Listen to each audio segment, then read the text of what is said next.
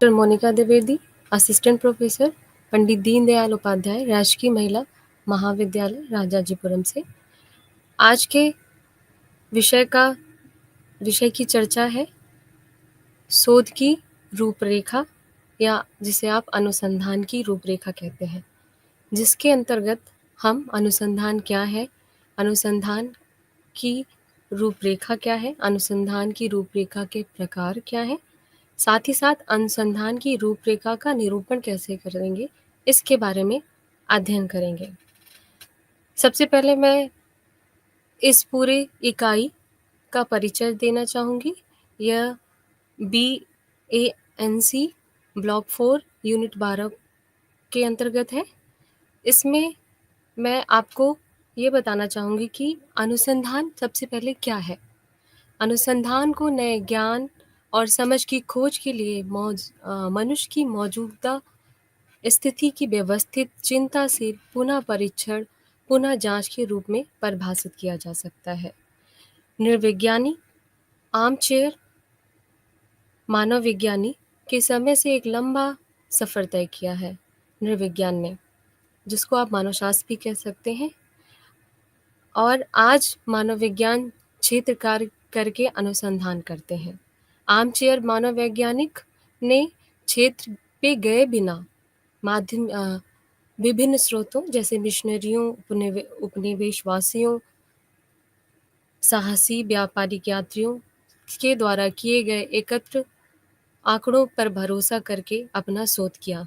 But आज के समय में मानव वैज्ञानिक अनुसंधान न केवल आदिवासियों या ग्रामीण समुदायों का अध्ययन करते हैं, बल्कि शहरी और औद्योगिक समाजों का भी अध्ययन करते हैं। और इस समय में मानव वैज्ञानिक हमेशा अनुभवजन या एम्पिरिकल स्टडी में विश्वास करते हैं, जो कि क्षेत्र कार्य के माध्यम से किया जा सकता है। अनुसंधान हमें उस अनसुलझी समस्या को समझाने में मदद करता है, या उस प्रश्न को हल करने में मदद करता है जिसके बारे में आप जानना चाहते हैं, आप उसमें इंटरेस्टेड है। मानव वैज्ञानिक विशिष्ट प्रश्नों का समस्या का उत्तर देने के लिए व्यवस्थित रूप से जानकारी एकत्र करता है। अनुसंधान करने के लिए अनुसंधान की रूपरेखा विकसित करता है।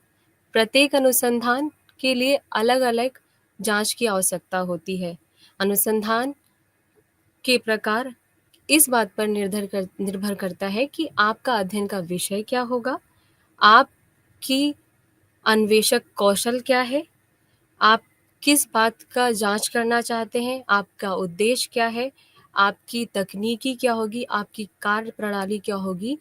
ये सारी बातें आपके शोध के विषय पर निर्भर करती हैं। हर विषय में अनुसंधान की रूपरेखा की ज़रूरत पड़ती है, क्योंकि अनुसंधान तभी अच्छे तरीके से किया जा सकता है जब उसकी आप रूपरेखा बनाइए। इस इकाई का जो अहम लक्ष्य है वो मानव संबंधी अनुसंधान विचारों को पहचानना, उसको विकसित करना, उसे सीखना और उन अनुसंधान के लिए एक स्पष्ट और आश्वस्त योजना में परिवर्तित करना है। इस इकाई के माध्यम से उन सभी शिक्षार्थियों के लिए यह इकाई उन सभी शिक्षार्थियों के लिए तैयार की गई है जो कि एंथ्रोपोलॉजिकल रिसर्च में इंटरेस्टेड हैं, क्योंकि इस इकाई के माध्यम से आपको ये बताई जाएगी कि अनुसंधान की रूपरेखा कैसे बनाइए, और आप उस रूपरेखा को बनाते समय किन बातों का ध्यान रखें, जिससे कि आपके द्वारा चुनी गई समस्या का एक अच्छा परिणाम आ सके। अब आते हैं कि अनुसंधान क्या है। अधिकांश मानव विज्ञानी क्षेत्रकार करके क्षेत्र में जाकर जहाँ भी जो लोग वहाँ पे रहते हैं, उनकी संस्कृति, उनकी समस्या का प्रत्यक्ष अवलोकन करते हैं और उस अध्ययन के माध्यम से शोध का संचालन करते हैं, जो कि आपका अनुभवजन या एम्पिरिकल के माध्यम प्रत्यक्ष अवलोकन एम्पिरिकल के माध्यम पर डिपेंड करता है। सबसे पहली बात आती है क्षेत्रकार होता क्या है। यह वह प्रथा है जिसमें मानव वैज्ञानिक समाज या संस्कृति की खोज के द्वारा प्रथम सूचना एकत्रित करता है उसमें अध्ययनशील लोगों के साथ रहना, संस्कृति के दैनिक जीवन में खुद को सम्मिलित करना, लोगों के व्यवहारों को देखना, संस्कृत की परिकल्पना का परीक्षण करना चित्रकार को समाहित करता है। आप जो शोध करना चाहते हैं, जिसे आप अनुसंधान भी कहते हैं, वो आपके लिए बहुत दिलचस्प हो सकता है, क्योंकि यह आपको बहुत कुछ सिखाता है और आपको स्वायत्तता देता है, उस पर नियंत्रण का उपाय प्रदान करता है। यह आपको किसी विषय या विषय के नए पहलुओं की पुष्टि करने, स्पष्ट करने, यहाँ तक कि आपको रुचि रखने वाले विषयों के बारे में उसके नए आयाम को खोज करने के लिए अवसर देता है। जो भी चीज़ आप खोजना चाहते हैं, जिसमें आपकी दिलचस्पी है, ये आपको एक प्लेटफ़ॉर्म प्रोवाइड करता है जिसके माध्यम से आप शोध कर सकते हैं। अनुसंधान की प्रक्रिया आपकी जाँच और अन्वेषण पर निर्भर करती है। यह व्यवस्थित, विधियुक्त, नैतिक है। अनुसंधान व्यावहारिक समस्याओं को हल करने, ज्ञान को बढ़ाने में मदद करता है।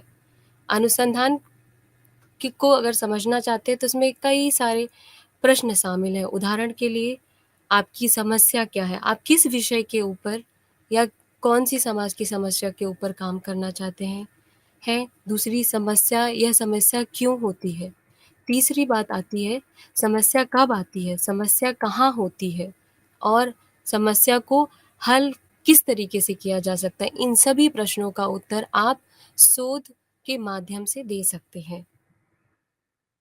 इस तरह के मनुष्य और ये जितने भी प्रश्न मैंने आपको बताए, आपकी समस्या क्या है, आप ये कोई समाज की समस्या क्यों होती है, इसका हल क्या है, ये सभी मनुष्य क्योंकि जिज्ञासु प्रवृत्ति का होता है, इसलिए ये सभी प्रश्न उसके मन में हमेशा आते रहते हैं और उनके आवश्यक गुणों से एक माना जाता है, जो कि मनुष्य का एक आवश्यक गुण है। इस जिज्ञासा आधारित जांच या खोज एक वैज्ञानिक शोध में बदल जाती है जब इसे व्यवस्थित तरीके से किया जाता है। वैज्ञानिक अनुसंधान एक शोधकर्ता को एक नए विचार, एक अवधारणा को विकास करने का आश्वासन देता है, जिसके परिणाम स्वरूप अतः अच्छे सिद्धांतों या कानूनों की खोज की जा सकती है, या पहले से जो भी सिद्धांतें मौजूद हैं, उन मौजूद सिद्धांतों में आप संशोधन भी करने में आपको ये मदद करता है। इसलिए शोध बहुत ही अहम मुद्दा है और उसे करना चाहिए। आइए हम एक चीज़ देखते हैं कि यहाँ बहुत सारे एंथ्रोपोलॉजिस्ट हैं जिन्होंने, या बहुत सारे विद्वान हैं जिन लोगों ने शोध को अलग-अलग तरीके से परिभाषित किया। सबसे पहले मैं रेमसन एंड मैरी की डेफिनिशन या उनकी परिभाषा को बताना चाहूँगी। उनके अनुसार अनुसंधान नए ज्ञान को प्राप्त करने का व्यवस्थित प्रयास है। दूसरा मैं कैलनियर की बात करना चाहूँगी, जिनके अनुसार अनुसंधान को प्राकृतिक घटनाओं के बीच में काल्पनिक संबंधों की एक व्यवस्थित, नियंत्रित, अनुभवजन्य और महत्वपूर्ण जांच के रूप में आप परिभाषित कर सकते हैं।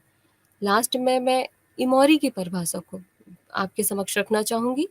उनके अनुसार अनुसंधान कोई भी संगठित जांच है जिसे किसी समस्या को हल करने के लिए और जानकारी प्राप्त करने के लिए तैयार किया जाता है। इन सभी विद्वानों द्वारा दिए गए परिभाषा के आधार पर हम शोध की कुछ विशेषताएं के बारे में बता सकते हैं, जैसे कि शोध एक घटना को व्यवस्थित और महत्वपूर्ण तरीके से जांचता है।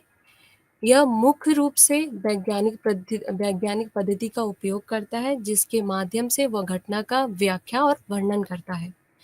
शोध हमेशा अनुभवजन्य होता है, अनुभवजन्य साक्ष्य और व्यवहारिक अनुभवों के आधार पर नई अवधारणाओं को विकसित और सिद्धांतों को विकसित करता है।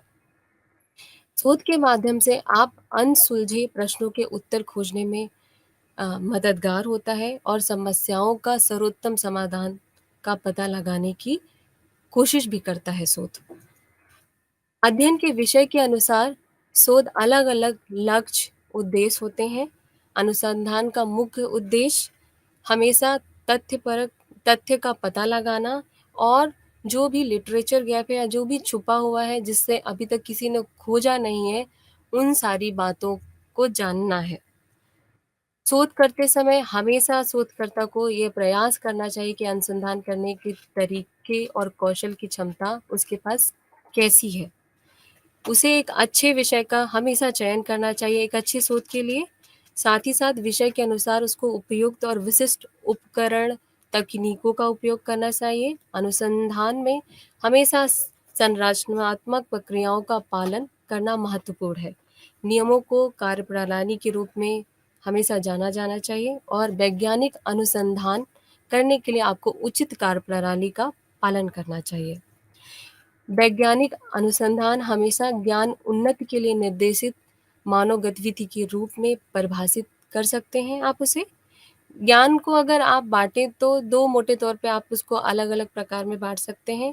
पहला प्रतिलिपि प्रस्तुत करने के योग्य के आधार पर जो कि आमतौर पर मात्रात्मक आंकड़े में विश्वास करता है और दूसरा सिद्धांतों और तथ्यों के बीच के आंकड़े के आधार पर। अब आती है जैसा कि मैंने आपको बताया कि अनुसंधान हमेशा वैज्ञानिक विधि का उपयोग करता है। तो वैज्ञानिक विधि इतनी अहम क्यों है अनुसंधान के लिए?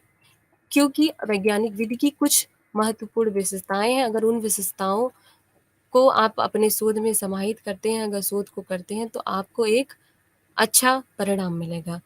वो विशेषताएँ इस प्रकार है, वैज्ञानिक अनुसंधान हमेशा अनुभवजन्य होता है, जिसका मतलब है कि हमेशा शोध एम्पिरिकल होना चाहिए क्योंकि शोधकर्ता हमेशा वास्तविकता को जानने और समझने का प्रयास करता है। प्रत्येक चरण में जब भी शोधकर्ता फील्ड में जाता है, वह जितनी भी घटनाएँ हैं, जिसके ऊपर वह अध्ययन कर रहा है, उनको अवलोकन करता है और उसका अवलोकन हमेशा मूल तथ्यों को एकत्र कर और स्पष्टीकरण का परीक्षण करना होता है या भविष्य में जो भी वो मूल्य का आकलन कर रहा है, उसके परिणाम में हस्तक्षेप करके वो एक अच्छे परिणाम को पा सकता है। दूसरी बात है कि वैज्ञानिक विधि की दूसरी विशेषता है कि वैज्ञानिक अनुसंधान हमेशा व्यवस्थित और तार्किक होना चाहिए। इसका मतलब ये है कि वैज्ञानिक अनुसंधान न केवल अवलोकन को व्यवस्थित रूप से किया आप सिर्फ अवलोकन को व्यवस्थित रूप से करिए, वरन आप जो भी आपने डेटा कलेक्ट किया है, उसका निश्चित जो भी आप तर्क देना चाहते हैं, उसको क्रम का पालन करते हुए करना चाहिए। तीसरी बात, वैज्ञानिक अनुसंधान हमेशा दोहराव या संचारण योग्य होता है। आप जो भी जो भी आप विषय पे अध्ययन कर रहे हैं, आपकी जो वैज्ञानिक विधि है, वो आपको उस विषय को फिर से आप अगर उसी सर्कमस्टांसेस में, उसी परिस्थिति में उस घटना का अध्ययन करिए, किसी के द्वारा वो घटना अगर अध्ययन की जाती है, तो उसको सेम या उसी जैसे आपको परिणाम मिलेंगे। और लास्ट में आपका जो वैज्ञानिक अनुसंधान होता है, वो लघु कारक होता है। नियमों और वैज्ञानिक विधि से आप नियमों के मुख्य संबंध को समझने के लिए वास्तविकता की जटिलता को आप कम कर सकते हैं। ये सभी जो विशेषताएँ आवश्यक हैं, उनकी जाँच की प्रक्रिया के तहत आप उनके प्रभाव को या कौन से कारक इम्पोर्टेंट नहीं है, उनको इस वैज्ञानिक विधि के माध्यम से आप जान सकते हैं। वैज्ञानिक विधि आपके विभिन्न विषयों में अलग-अलग जो आपकी वैज्ञानिक विधि है, वो विषयों पे डिपेंड करती है। जैसे भौतिकी और रसायन जैसे विषयों में अनुसंधान विभिन्न रासायनिक प्रतिक्रियाओं और भौतिक तत्वों के साथ प्रयोग करने के लिए किए जाते हैं, जबकि आपकी सोच समस्या को हल करने के लिए वो प्रयोगशाला का उपयोग करते हैं। वहीं मानव विज्ञानी या मानव विज्ञान में जो अनुसंधान है, क्योंकि हम सभी जानते हैं कि मानव वैज्ञानिक हमेशा बाइकल्चरल एस्पेक्ट की बात करते हैं, वो जैविक और सामाजिक सांस्कृतिक दोनों आयामों की बात करते हैं और हम जानते हैं कि जो जैविक आप मानव वैज्ञानिक होता है, वो हमेशा प्रयोगशाला में जाकर शोध करता है, जबकि सामाजिक सांस्कृतिक मानव विज्ञान हमेशा क्षेत्रकार में जाकर अनुसंधान करता है और ये अनुसंधान हमेशा छोटे स्तरों पे और उन समाजों के बीच में जाकर करता है। लेकिन आज का जो मानव वैज्ञानिक है, सभी प्रकार के समाजों का अध्ययन करता है, उसका जो शोध का केंद्र होता है, चाहे औद्योगिक समाज हो, चाहे आपके सरल समाज हो, हर समाज को वो अध्ययन करने की कोशिश करता है।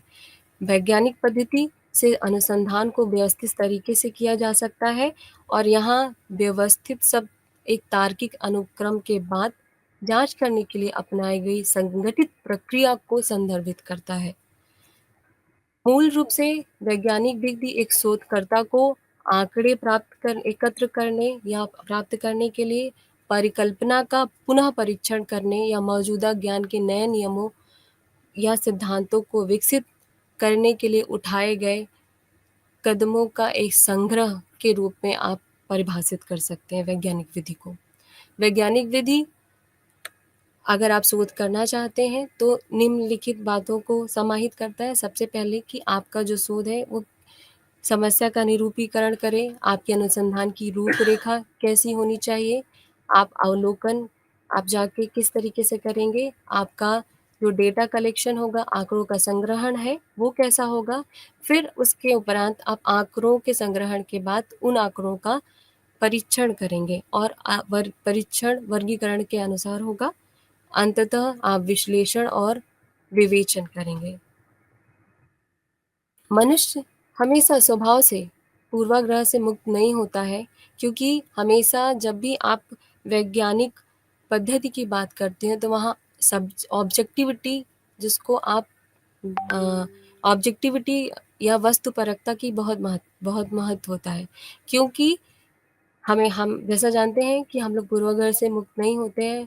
हमेशा हमें जिसको आप व्यक्तिपरक शब्द से समझ सकते हैं कि किसी की दृष्टिकोण से आप किसी को कैसे देख रहे हैं, किसी की संस्कृति को आप उसको अपनी दृष्टि के अनुसार देख रहे हैं या उसको उसकी संस्कृति उसकी दृष्टि के अनुसार देख रहे हैं। ये बहुत ही इम्पोर्टेंट है, क्योंकि शोध का परिणाम हमेशा जो कि व्यक्ति परक दृष्टि पर आधारित होता है, को पूरी तरह से वैध और विश्वसनीय नहीं माना जा सकता। दूसरी ओर अगर आप मानो तो निष्पक्षता बिना किसी व्यक्तिगत पूर्वाग्रह के वास्तविक अगर आप तथ्यों या वस्तुओं से संबंधित है तो आप कह सकते हैं कि एक शोध को तब तक वैज्ञानिक नहीं माना जा सकता जब तक कि उसमें निष्पक्षता का घटक शामिल न हो। इसलिए हमेशा आपका जो शोध होना चाहिए वो सब ऑब्जेक्टिव होना चाहिए, हमेशा वो वास्तविकता और आप उसमें निष्पक्ष रूप से उसको करिए। अब आती है, ये तो रहा आपका अनुसंधान। अब हम बात करते हैं अनुसंधान की रूपरेखा की अनुसंधान की रूपरेखा। जब भी आप अनुसंधान की रूपरेखा की बात करते हैं तो ये बात आती है कि अनुसंधान आप अगर करने जा रहे हैं किसी क्षेत्र में, किसी क्षेत्र का अध्ययन करने जा रहे हैं, तो अगर उस अध्ययन को करने से पूर्व आप अपनी जो भी आपकी रूपरेखा है, आप जो अध्ययन में करना चाहते हैं, अगर उसकी आप एक खाका तैयार कर लीजिए, एक रूपरेखा बना लीजिए, तो आपके लिए वो ज़्यादा मददगार हो सकती है। आप कह सकते हैं कि अनुसंधान करते समय सब कुछ पहले से अच्छी तरह से अगर योजनाबद्ध किया जाए, तो आप किस प्रकार का अनुसंधान करने जा रहे हैं, ये पहले से तय किया जाए, तो अनुसंधान की रूपरेखा एक अच्छी रूपरेखा आप तैयार कर सकते हैं। अनुसंधान की रूपरेखा की अब बात आती है कि अनुसंधान की रूपरेखा कितने तरीके की होती है। तो आप जब भी शोध करने जाएं तो शोध में जाने से पहले आप एक कार्य योजना बनाएं और वही कार्य योजना आपकी अनुसंधान की रूपरेखा है। और उस रूपरेखा अब ये आती है कि ये रूपरेखा आपका विषय कैसा है, आपका शोध का विषय कैसा है, आपका अनुसंधान का विषय क्या है, कैसा है, उसके आधार पर उस पे आधारित होती है। तो अनुसंधान की रूपरेखा को आप विभिन्न प्रकार से बता सकते हैं। सबसे पहले आपका व्याख्यात्मक या फिर प्रारंभिक अनुसंधान की रूपरेखा। इस अनुसंधान की रूपरेखा में आप अध्ययन का जो मुख्य उद्देश्य होता है वह एक घटना के साथ आप परिचित होना, घटना में अंतर्दृष्टि प्राप्त करना है। अध्ययन का जोर हमेशा विचारों अंतर्दृष्टि के साथ नए शोध को शोध पर खोज करने से आपका मेन मतलब होता है, आपका मुख्य तात्पर्य होता है। इस तरह अध्ययन की सटीक शोध समस्या बनती है अगर आप व्याख्यात्मक अनुसंधान की रूपरेखा का उपयोग करते हैं और आप इसके माध्यम से परिभाषित परिकल्पना विकसित कर सकते हैं। साथ ही साथ इस शोध के तहत उत्कृष्ट विचारों और तथ्यों का पता लगा सकते हैं और अनुसंधान की रूपरेखा किसी विशेष समस्या के पहले से अध्ययन में रूप में भी माना जा सकता है।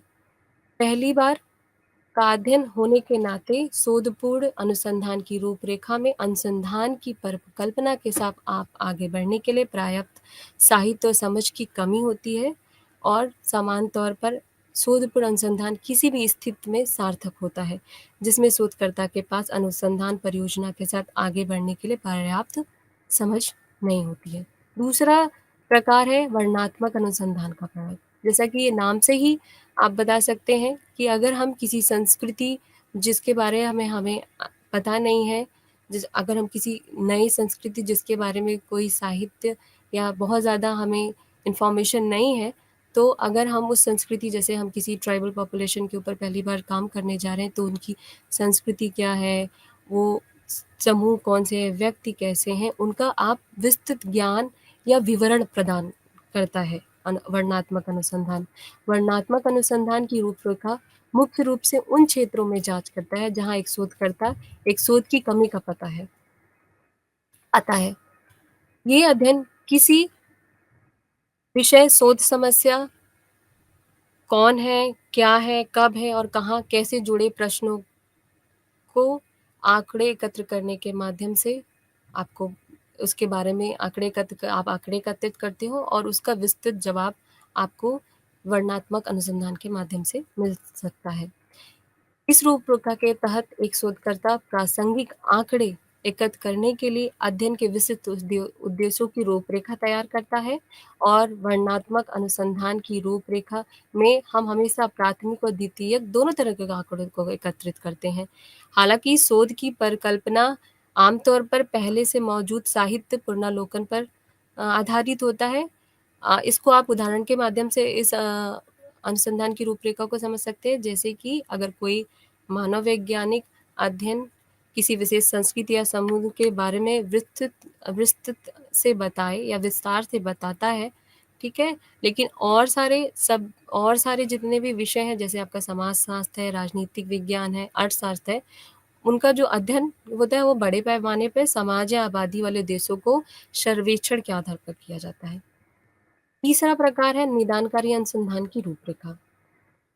यह अध्ययन किसी घटना के होने की आवृत्ति को निर्धारित करने या अन्य चर या कारकों के साथ उसके जुड़ाव को समझने के लिए उपयोग किया जाता है।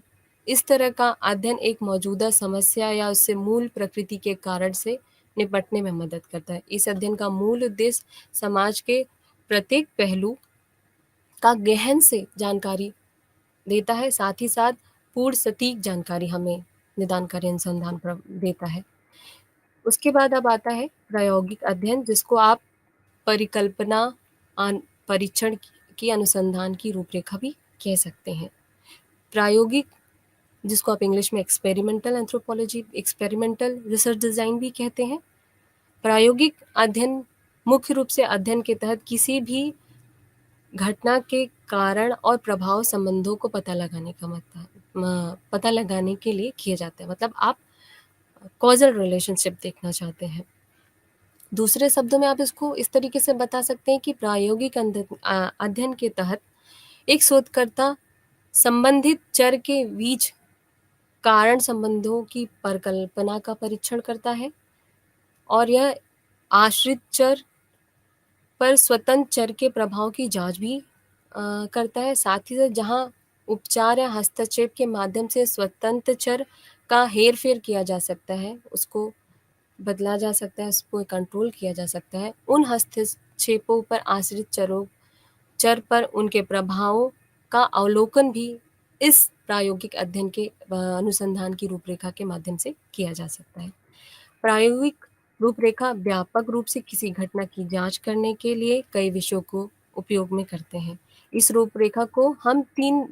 रूपरेखा में मिली 3 महत्वपूर्ण विशेषताएं शामिल है। सबसे पहले आपका इसमें हेर-फेर कर सकते हैं, दूसरा आप इसको नियंत्रित कर सकते हैं, तीसरा आप इसका रैंडमाइजेशन जिसको यादृच्छिकीकरण कर सकते हैं। मतलब आप किसी भी चीज़ को मैनिपुलेट कर सकते हैं। अगर आप किसी चर का किसी दूसरे पे प्रभाव देखना चाहते हैं, तो उन चरों का क्या आपस में प्रभाव, किसी जैसे कि अगर आप हाइट किसी व्यक्ति की लेना चाहते हैं और आप ये देखना चाहते हैं कि न्यूट्रिशन उसको प्रभावित करता है या नहीं, तो यहाँ पे हाइट एक आपका स्वतंत्र, आप बोल सकते हो कि स्वतंत्र, आपका इंडिपेंडेंट चर हो गया, जिसको स्वतंत्र चर कहते हैं, जबकि न्यूट्रिशन आपका डिपेंडेंट, जिसे आश्रित चर कहते हैं। तो अगर आप खाना उसको प्रॉपर देते हो, तो क्या उसकी हाइट बढ़ती है या नहीं? इस तरीके से आप क्या है कि आप खाना दे के आप देखिए कि हाइट में क्या परिवर्तन हो रहा है, न्यूट्रिशन उसको प्रॉपर दीजिए। तो आपने क्या देखा कि किस तरीके से आपका इंडिपेंडेंट और डिपेंडेंट चर सामने वालों को प्रभावित करते हैं, हम उसके पीछे का कारण जान सकते हैं और समस्या का हल कर सकते हैं। इसलिए हमेशा प्रायोगिक अध्ययन या इस परिकल्पना परीक्षण अनुसंधान की रूपरेखा का उपयोग कर लिया जाता है। और दूसरी है आपकी प्रतिनिध्यात्मक, जिसको क्रॉस सेक्शनल भी कहते हैं। क्रॉस सेक्शनल स्टडीज़ हमेशा, जो रिसर्च डिज़ाइन होता है, इसमें क्या होता है कि आप हमेशा इस जो रूपरेखा होती है, इसमें अलग-अलग विषयों को एक विशेष समय अवधि में केवल एक बार मापा जाता है और थोड़े समय की अवधि में परिवर्तन की प्रक्रिया को मापते हैं, और यह रूपरेखा हमेशा इसके साथ जुड़े परिमाणों, विशेषताओं को स्पष्ट तस्वीर प्रदान करता है। और लास्ट में आपका लंबवत अध्ययन की रूपरेखा, या जिसको आप लॉन्गिट्यूडनल रूपरेखा भी कहते हैं। और मानव शास्त्र में अगर आप ग्रोथ एंड डेवलपमेंट की बात करो, तो उस और बहुत सारे फील्ड हैं जहाँ पे आपकी लॉन्गिट्यूडनल स्टडीज़ उपयोग की जाती हैं, क्योंकि लंबवत जो अध्ययन होती है वो बहुत समय लेती है। सबसे पहली बात आती है कि लंबवत स्टडी में हम करते क्या हैं? इसमें क्या करते हैं, आप समय के साथ एक विषय का अनुसरण किया जाता है और उसका बार-बार अवलोकन किया जाता है। यह रूपरेखा परिवर्तन के पद्धति का वर्णन करता है और कारण संबंधों की दिशा और परिणाम भी स्थापित करता है। और इस लंबवत विशेषता के अध्ययन के माध्यम से इस प्रणाली, ये जो आपकी रिसर्च डिज़ाइन का आपका तरीका है, इसके माध्यम से आप छोटे से छोटे बदलाव, जो कि धीरे-धीरे किसी एक इंडिविजुअल, किसी एक संस्कृति में हुए, उसके बारे में भी आप लंबवत के लंबवत अध्ययन रूपरेखा के माध्यम से जान सकते हैं। मानव वैज्ञानिक का अनुसंधान एक विशिष्ट इलाके या समय अवधि तक सीमित नहीं है। अक्सर मानव विज्ञानी आमतौर पर समुदाय, क्षेत्र, संस्कृति या अन्य इकाइयों के दीर्घकालिक अध्ययन के साथ बार-बार यात्रा करके आंकड़े एकत्रित करते हैं और इसके आधार पर लंबवत शोध करते हैं। इस तरह के शोध में गतिशील और जटिल कारकों का महत्वपूर्ण अंतर्दृष्टि का पता भी लगाया जा सकता है, जो लोगों के जीवन लंबे समय तक प्रभावित करते हैं। अब आती है आपकी बात अनुसंधान की रूपरेखा का निरूपण की। जब अनुसंधान की रूपरेखा के निरूपण की बात आती है, तो सबसे पहली बात आती है कि अनुसंधान जब आप कर रहे हैं, तो उसकी रूपरेखा का आप संचालन किस तरीके से करिए, उसकी शैली का विवरण किस तरीके से देना है। तो शोध की रूपरेखा अध्ययन के संचालन के तरीके और आपकी शैली का विवरण देता है। जैसा कि आप लोग जान चुके हैं, रूपरेखा तैयार एक चरणबद्ध प्रक्रिया है, जिसमें विभिन्न चरण शामिल हैं, जिसके माध्यम से आप एक अच्छा शोध कर सकते हैं, क्योंकि आपकी जो रिसर्च डिज़ाइन है, आपकी जो अनुसंधान या शोध की रूपरेखा है, वो आपको पहले से डायरेक्शन देती है कि आपका समय कितना है, आप कौन-सी पद्धति का उपयोग करके एक अच्छा परिणाम या जो आपकी समस्या है, उस समस्या का समाधान पा सकें। तो आइए हम उन चरणों की बात करते हैं, जो कि आपके अनुसंधान की रूपरेखा का निरूपण में उपयोगी है। सबसे पहले है कि आप अगर अनुसंधान करने जा रहे हैं, आप रिसर्च डिज़ाइन बना रहे हैं, तो उसमें सबसे पहले आपको शोध का विषय चुनना पड़ेगा। अब शोध का विषय एक बहुत, जो सबसे पहला चरण आपने देखा कि शोध का विषय चुन लिए। शोध का विषय एक बहुत ही महत्वपूर्ण और व्यावहारिक होता है। इसमें जो शीर्षक है, वो हमेशा सटीक और संक्षिप्त होना चाहिए और अनुसंधान के तहत समस्या के दायरे को ये प्रतिबिंबित करना चाहिए। आमतौर पर मानव वैज्ञानिक अक्सर साहित्य की समीक्षा करके शोध के लिए एक विषय पाते हैं, और जो इस बात को पढ़ने के लिए औपचारिक शब्द है कि दूसरों ने पहले इस विषय के बारे में क्या लिखा, क्या किया, उस और उसने क्या पाया, इसकी पहुँच, और उसके बाद इसमें कौन-सी चीज़ों की कमी है, या जिसमें आप कह सकते हैं कि अंतराल, आप देख सकते हैं, अंतराल का आकलन आप कर सकते हैं। तो इसकी ये जो आपने साहित्यिक पुनर्लोकन किया, या जो साहित्यिक आपने समीक्षा की, उसके माध्यम से आप लिटरेचर गैप को ढूंढ सकते हैं, और उस लिटरेचर गैप के अकॉर्डिंग आपकी जो शोध की समस्या है उसको भी आप जान सकते हैं। अब आती है बात कि आपको ये तो पता चल गया कि लिटरेचर गैप है क्या। अब आता है कि आप विषय चयन के लिए आप कहाँ से जानते हैं, आपके लिए वो स्रोत कौन से हैं जहाँ से आप किसी शोध के लिए विषय चुनते हैं। तो सबसे पहली बात आती है कि आप व्यक्तिगत अनुभव के आधार पर, आप अपने खुद के अनुभव के आधार पर, दूसरी दूसरी बात है पूर्व में हुए अध्ययन के आधार पर आप कर सकते हैं, या फिर आप समकालीन टाइम में आप क्या देखते हैं, समस्याओं के आधार पर भी आप अपना विषय चुन चुन सकते हैं।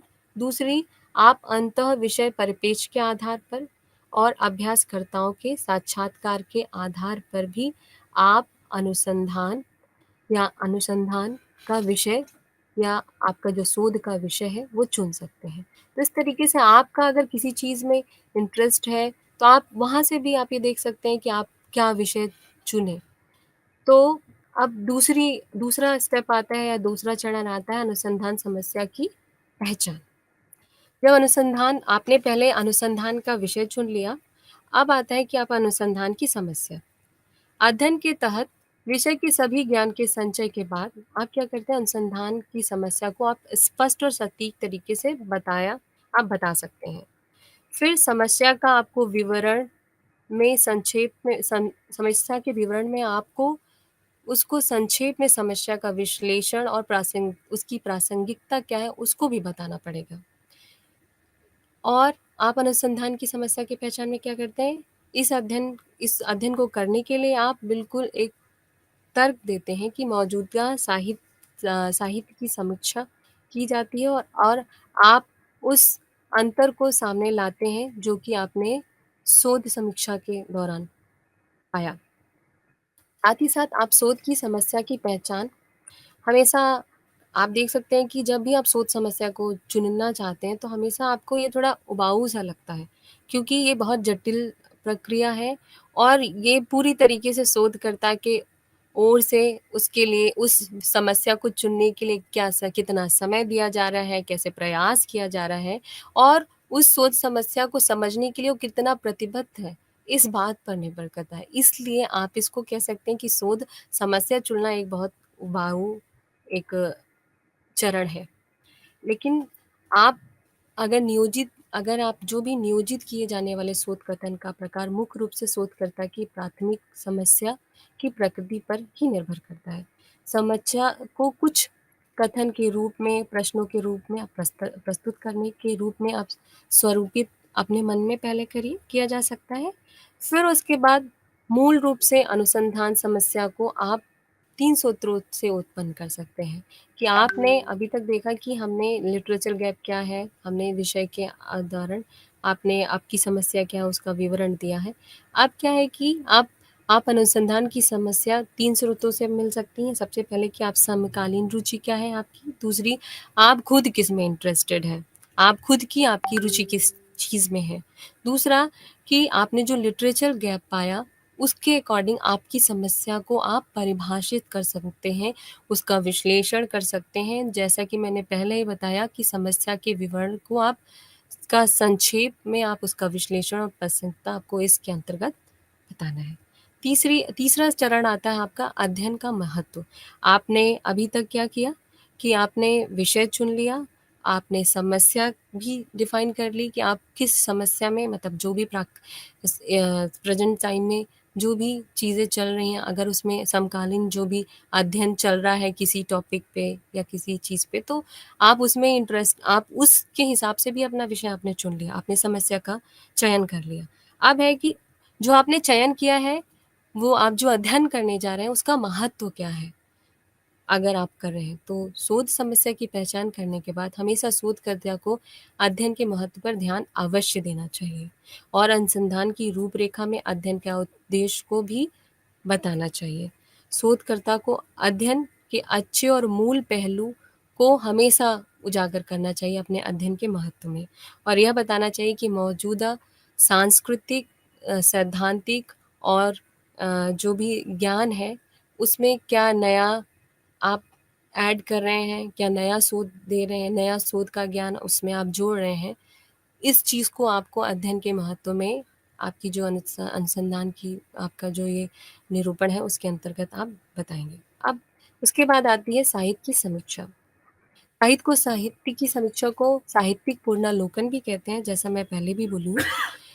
इसमें क्या होता है, अब साहित्यिक पुनर्लोकन मतलब जो कुछ भी अभी तक लोगों ने बताया, स्टडी किया, जो भी अध्ययन किया और जो आपको सेकेंडरी डेटा के माध्यम से, ऑटोबायोग्राफी के माध्यम से या विभिन्न स्रोतों के माध्यम से, किताबों के माध्यम से, अगर जिस समस्या का आपने चयन किया है उसके बारे में जो कुछ भी हो उसका आप एक गहन अध्ययन करेंगे, ठीक है? उस गहन अध्ययन के आधार पर आप लिटरेचर गैप ढूंढेंगे। तो मतलब शोध में साहित्य समीक्षा एक प्रमुख, आप बोल सकते हो एक बहुत इम्पोर्टेंट घटक है, क्योंकि यहीं से आप अपनी चीज़ों को बहुत अच्छे से डिफाइन कर सकते हो कि आप एग्जैक्टली करना क्या चाहते हैं। शोधकर्ता को शोध की समस्या से संबंधित सभी उपलब्ध साहित्य का ज्ञान प्राप्त करना चाहिए, जितनी भी चीज़ें उपलब्ध हैं, जैसा कि मैंने आपको बताया किताबें। फिर उसके बाद साहित्य की समीक्षा को संबंधित और प्रासंगिक प्रकाशनों के गहन विश्लेषण के रूप में आपको परिभाषित किया जाना चाहिए। जो अनुसंधान विषय को समझने, आप जिस टॉपिक पे काम करना चाहते हो, आप उसे कैसे समझोगे, तो आपकी ये साहित्य समीक्षा ही उसमें मदद करेगी और परिभाषित करने में आपको साहित्य समीक्षा के आधार पर ये सहायक हो सकती है। शोधकर्ता को पिछले सभी अध्ययनों का एक महत्वपूर्ण विश्लेषण करना चाहिए जिनकी अतीत में जांच की गई है या किसी शोध की कमी का पता लगाने का प्रयास किया गया है।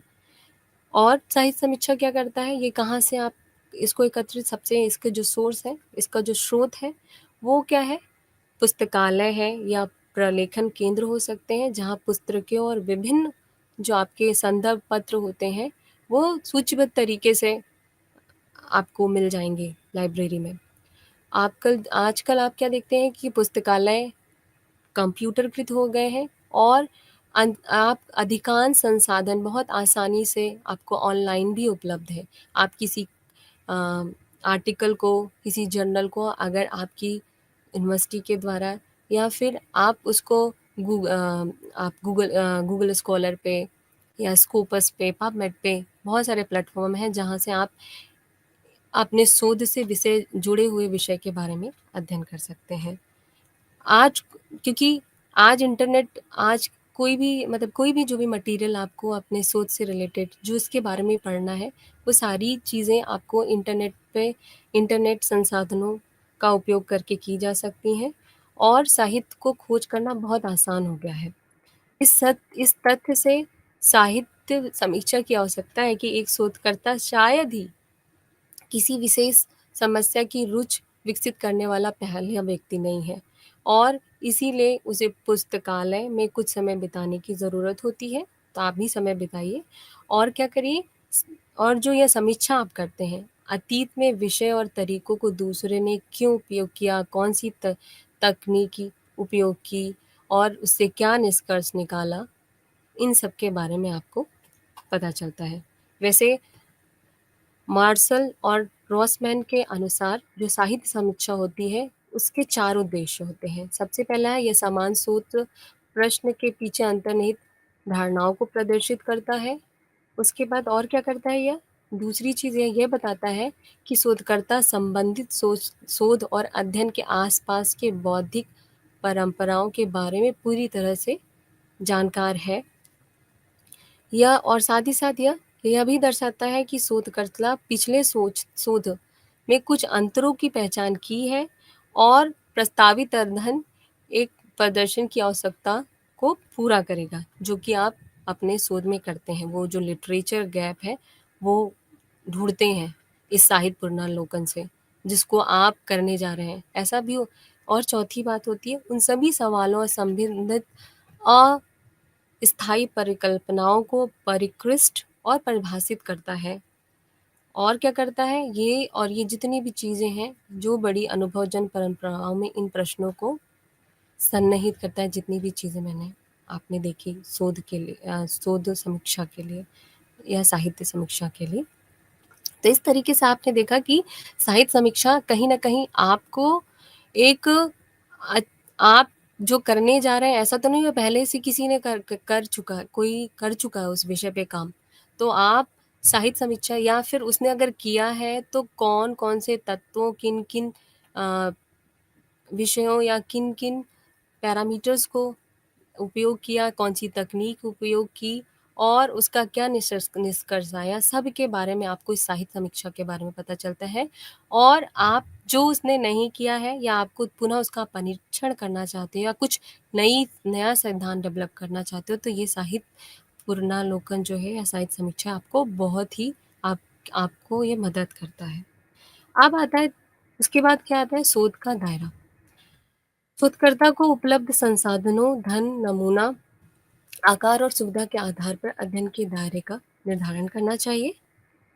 यदि कुछ प्रासंगिक जानकारी जो अध्ययन के दायरे को प्रभावित कर सकती है, तो शोधकर्ता के लिए सुलभ नहीं है, जो जांच के अंतर्निहित सीमाओं को प्रदान करते हुए अध्ययन के दायरे को स्पष्ट शब्दों में संबोधित किया जाना चाहिए। आपको हमेशा कुछ आवश्यक जानकारी शोधकर्ता के लिए उपलब्ध नहीं हो सकती है, जो अध्ययन के दायरे को प्रभावित कर सकती है। फिर शोधकर्ता को स्पष्ट शब्दों में जांच का दायरा बताना चाहिए और अध्ययन की जो भी सीमाएं हैं कि आपकी स्टडी कितने समय के लिए है, कितनी फंडिंग है, आपका सैंपल साइज कितना है, ये सभी चीज़ें आप जो आपको आपके हाथ को बांधती है, आपको बांधती है कि आप उससे आगे आप काम नहीं कर सकते हैं या उसके लिए आपको और चीज़ें, तो उसके अकॉर्डिंग ही आपकी जो आपका शोध होना चाहिए, उसी हिसाब से होना चाहिए। अब आता है कि अध्ययन का उद्देश्य। सबसे पहले अध्ययन का उद्देश्य। अध्ययन के उद्देश्य का अध्ययन के दायरे को ध्यान में रखते हुए स्पष्ट रूप से आपको बताना चाहिए। एक शोधकर्ता को अपने शोध के उद्देश्य में इस शोध को करने के लिए अपनी मंशा को बताना अति आवश्यक है। आमतौर पर एक शोध में शोध के विषय के आधार पर 4 से 5 उद्देश्य बनाए जाते हैं। और इन उद्देश्यों को अपने दृष्टिकोण में इंगित करते हुए इसको एक क्रम में और स्पष्ट रूप में आपको लिखना चाहिए या फिर बताना चाहिए। उदाहरण के तौर पर अगर आप किसी शहरी क्षेत्र में तलाक की दर के बढ़ने के कारणों का अध्ययन करना चाहते हैं, ठीक है? तो आप इस प्रकार से इस तरह का उद्देश्य अध्ययन का दायरा प्रदान करेगी कि आप करना क्या, क्योंकि उद्देश्य की संख्या स्पष्ट अंतर संबंध से प्रबंधनीय होने की आवश्यकता है। अब आती है दूसरी बात, आपकी कौन-सी अवधारणाएँ हैं, क्या और क्या चर हैं, आप उनका कैसे चयन कर रहे हैं। तो आपकी कौन से कॉन्सेप्ट हैं, आप जिनका उपयोग कर रहे हैं अपने अध्ययन को करने के लिए या फिर जिन वेरिएबल्स को आप उपयोग कर रहे हैं अपने अध्ययन को आगे बढ़ाने के लिए। तो इस फ़ेज़ में, इस चरण में आपको अनुसंधान कार्य में उपयोग किए जाने वाली सभी धारणाओं को चर को स्पष्ट रूप से परिभाषित और स्पष्ट रूप से आप उसको परिभाषित करेंगे। फिर बात आती है परिकल्पना की निरूपण की। अब क्या है, आप परिकल्पना की निरूपण क्या है? हाइपोथेसिस कैसे आप बनाएँगे? हाइपोथेसिस फॉर्मूलेशन क्या है? जैसा कि आप लोग सब जानते हैं कि hypothesis are tentative of assumption. तो अब टेंटेटिव असम्पशन जिसको आप बोल सकते हैं कि शोध एक परिकल्पना एक अनिश्चित अनुमान या समस्या का हल है, या आप ये भी कह सकते हैं कि परिकल्पना आपके द्वारा की गई समस्या का संभावित उत्तर है और शोध परिकल्पना का परीक्षण करता है। तो एक बार अगर समस्या का आपने चयन कर लिया, निरूपण और परिभाषा को पूरी तरह लेने के बाद अगर आप परिकल्पना को व्युत्पत्ति अनुसंधान प्रक्रिया के सबके समझ महत्वपूर्ण आप इसको चरण कह सकते हैं। अब आता है यह स्पष्ट और विशिष्ट अनुभव जन परीक्षण के समझ होना चाहिए। जो आपकी परिकल्पना है यह सिद्धांत और उपलब्ध तकनीकी के पालन से संबंधित होना चाहिए, लेकिन सभी अध्ययनों में परिकल्पना का परीक्षण शामिल नहीं है। ज़्यादातर प्रयोग आधारित अध्ययन में ही परिकल्पना की जाती है, जहाँ आपको, जैसा मैंने एक्सपेरिमेंटल रिसर्च डिजाइन, जिसको प्रयोग आधारित परिकल्पना, उसी में आप ज़्यादातर परिकल्पना बनाते हैं।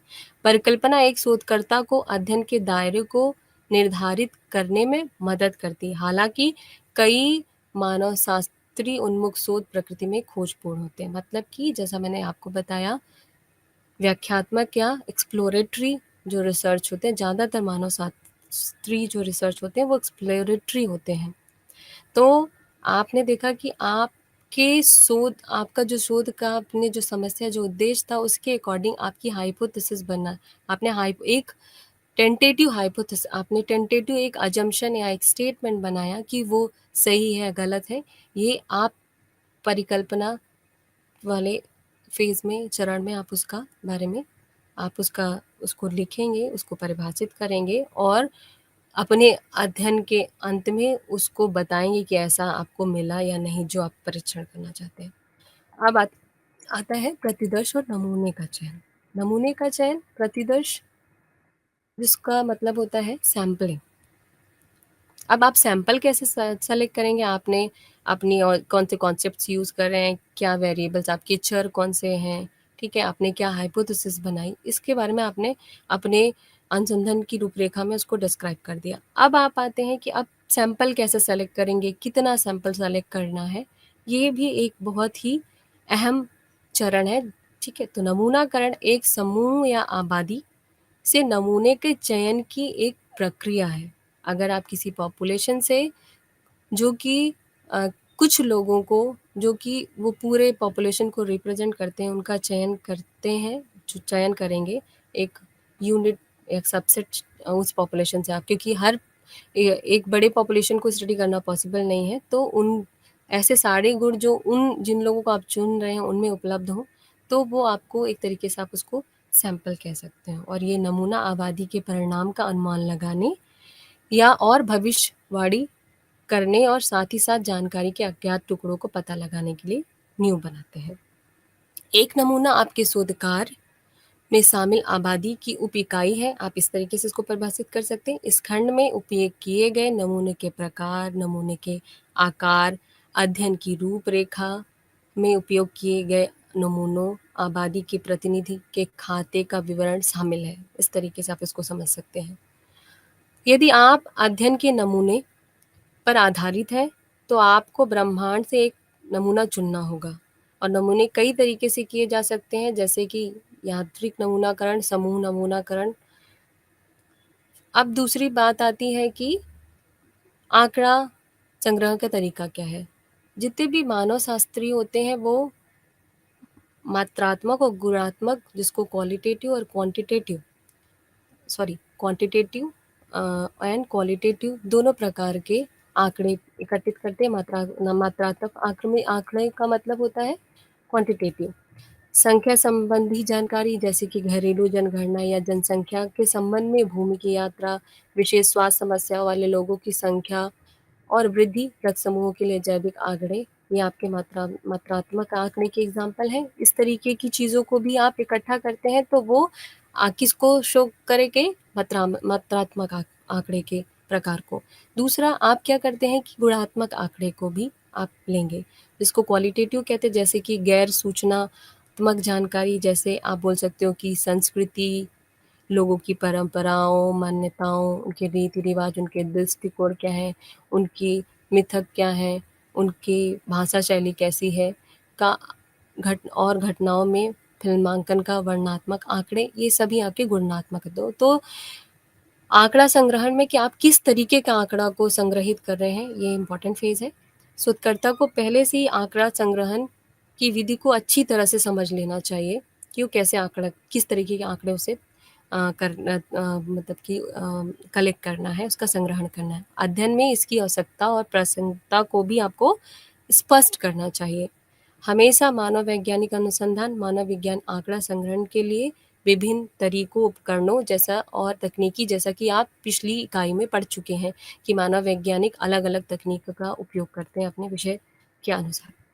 फिर अब आता है कि आंकड़ा आपने कलेक्ट कर लिया, अब आंकड़ा का विश्लेषण, उसका व्याख्यान कैसे करेंगे?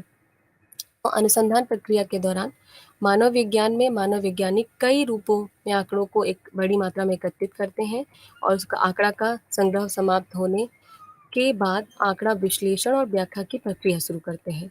अपनाई गई अनुसंधान की रूपरेखा को उसकी मात्रात्मक या गुणात्मक प्रकृति के ध्यान में रखते हुए एकत्र किए गए आंकड़ों को आप क्या करते हैं, विश्लेषण पर भी विस्तृत होना चाहिए, आप उसका विस्तृत विश्लेषण देते हैं और विश्लेषण एक विन्यास के घटक भागों को अलग करने की प्रक्रिया है। एकत्र आंकड़ों को एक क्षेत्र के लेखों से अलग किया जा सकता है और व्यवस्थित तरीके से उसे रखा जाता है।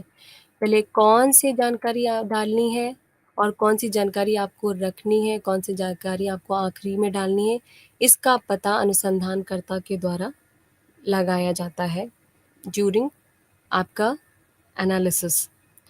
इस प्रकार व्यवस्थित किए गए आंकड़े समग्रता में सार्थक हो जाते हैं और यह समग्रता विन्यास है। यह विन्यास का प्रत्येक भाग आमतौर पर एक अध्याय के लेख को रूप में प्रकट करता है, जो कि शोधकर्ता के द्वारा तैयार की जाती है।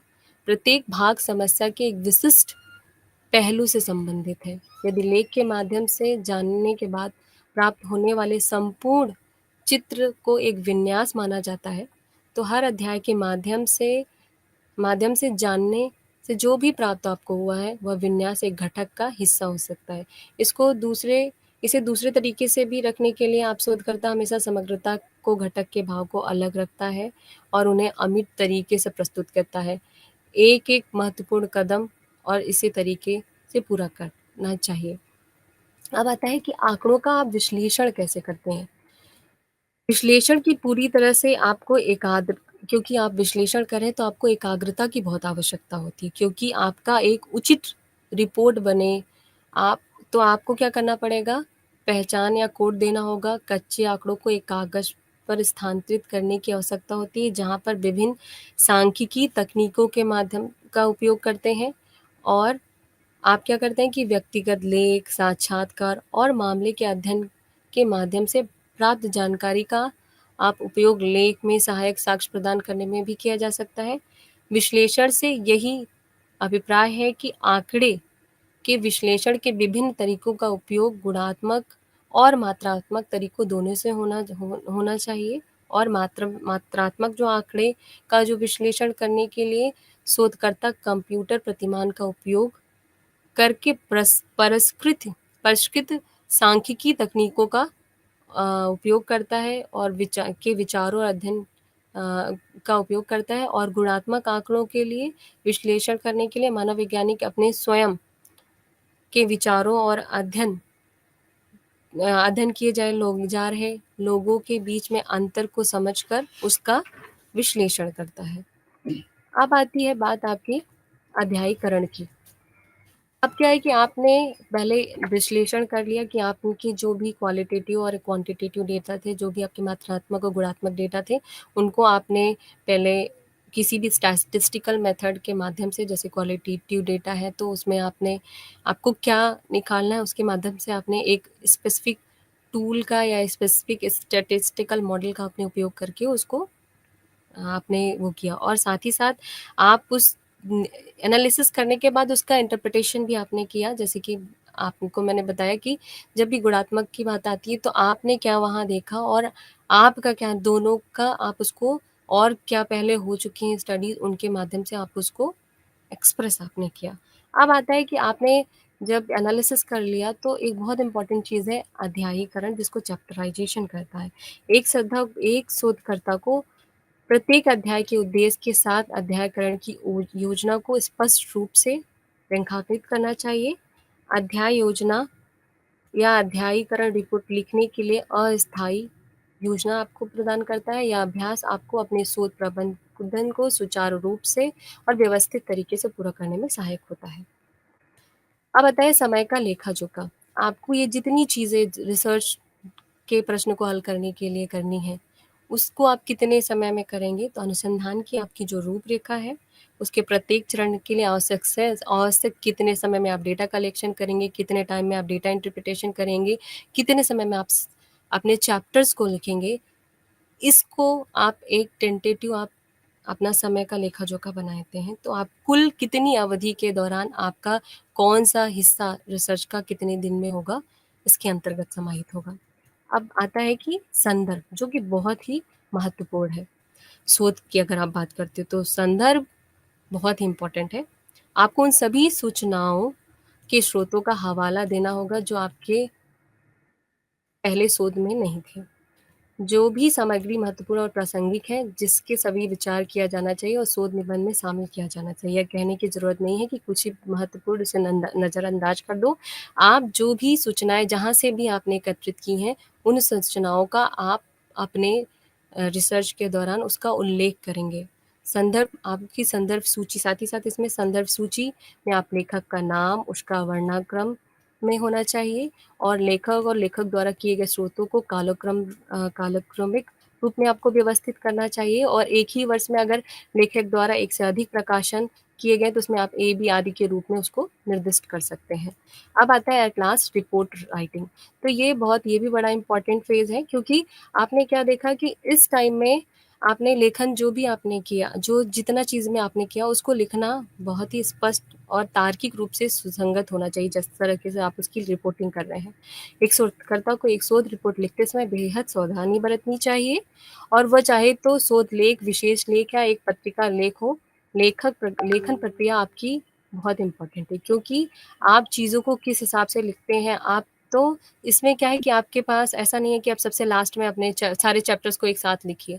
आप क्या कर सकते हैं कि आप हर चैप्टर जो जैसा कि आपने अध्यायीकरण में बताया है कि हमारे इतने अध्याय होंगे, तो हर अध्याय के जिसके बारे में आपने जानकारी एकत्र कर ली, आपने पूरा रिसर्च कर लिया है, तो उसको आप हर अध्याय को बहुत अच्छे तरीके से रेफ़रेंसिंग मतलब संदर्भ देते हुए कि कहाँ से आपने क्या एकत्रित किया है, उसके बारे में आप बताएँगे। तो आप क्या कह सकते हो कि आप ये जो भी आप लिख रहे हैं, इसमें आपकी अंतिम समय सीमा जमा करने से पहले आप उसको बहुत अच्छे से आप बताइए कि आप क्या करना चाह रहे हैं, आपने उसका इंटरप्रिटेशन बहुत अच्छे तरीके से दें। क्योंकि बड़े पाठ को शीर्षक और उपशीर्षक में आप इसमें विभाजित कर सकते हैं और आप जितने अधिक संकेत चिन्ह दिए जाएँगे, उतनी ही आसानी से वो शोध प्रबंध पता लगा सकते हैं। अब अंत में मैं इसका आपको सारांश देना चाहूँगी कि हमने इसमें क्या बताया। तो आम तौर पे किसी भी विषय में शोध का तात्पर्य मनुष्यों की मौजूदा स्थिति को फिर से खोजने या जाँच करने से संबंधित है और वैज्ञानिक अनुसंधान को नई खोज या मौजूदा ज्ञान को सत्यापित करने के लिए घटना को एक संगठित और व्यवस्थित जांच के रूप में हम परिभाषित कर सकते हैं। साथ ही साथ एक विज्ञान के रूप में मानव वैज्ञानिक पद्धति को नियोजित करना, जिसमें परिकल्पना का परीक्षण करना, डेटा का संग्रहण करना और डेटा का व्यवस्थित संग्रहण करना, आंकड़ों का विश्लेषण आदि शामिल है। मानव वैज्ञानिक आंकड़ा संग्रहण के लिए कई तरीके के उपकरण, प्रविधियाँ और तकनीक का इस्तेमाल करता है। वैज्ञानिक प्रक्रियाओं का उपयोग करते अज्ञात प्रश्नों का हम उत्तर का पता लगाते हैं और वैज्ञानिक अनुसंधान को निष्पादित करते हैं। अनुसंधान की रूपरेखा अनुसंधान के संचालन के लिए समग्र रणनीति है। अनुसंधान की रूपरेखा को अनुसंधान के प्रकार के साथ-साथ अनुसंधान समस्या के आधार पर विभिन्न प्रकार से वर्गीकृत किया जा सकता है। जैसे मैंने आपको बताया है कि सबसे पहले आपका व्याख्यात्मक, जिसको खोजपूर्ण भी कहते हैं, दूसरा आपका वर्णनात्मक, तीसरा आपका निदानकारी, चौथा आपका प्रयोगात्मक, पाँचवाँ आपका प्रतिनिधात्मक, जिसको क्रॉस सेक्शनल या फिर लंबवत तरीके की आपने क्या देखा कि आपकी जो रिसर्च डिज़ाइन है। इस पूरे आपने क्या देखा कि अनुसंधान की रूपरेखा, अध्ययन के संचालन के तरीके और शैली का आपने इसमें क्या किया गया, विवरण दिया गया और इसमें अनुसंधान की रूपरेखा तैयार करने के लिए विभिन्न चरणों को शामिल करना पड़ता है और वो सारे चरण मैंने आपको जैसे बताया कि आप शोध के विषय का चुनाव करेंगे, समस्या चुनेंगे, फिर आप अपना उद्देश्य आप अपना उसका महत्व बताएँगे, फिर उसमें उसका उद्देश्य बताएँगे, फिर उसमें आपने उसके बाद आप उसके समय का लेखा-जोखा भी बताएँगे। इस तरह अंततः आप उसकी चैप्टराइज़ेशन करेंगे, आप उसका परिकल्पना बनाने के बाद, उसका शोध समीक्षा करने के बाद, साहित्य पुनर्विलोकन करने के बाद आप अंत में आप क्या करेंगे कि एक आप उसकी रिपोर्टिंग एनालिसिस के डेटा कलेक्शन करेंगे, डेटा कलेक्शन के बाद उसकी आप रिपोर्ट तैयार करेंगे और रिपोर्ट में जैसा कि मैंने संदर्भ के बारे में बताया, चैप्टराइज़ेशन के बारे में बताया, ये सारी चीज़ें उसमें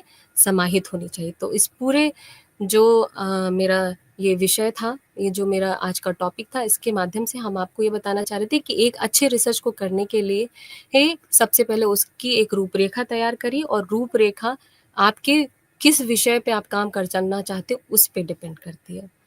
नमस्कार।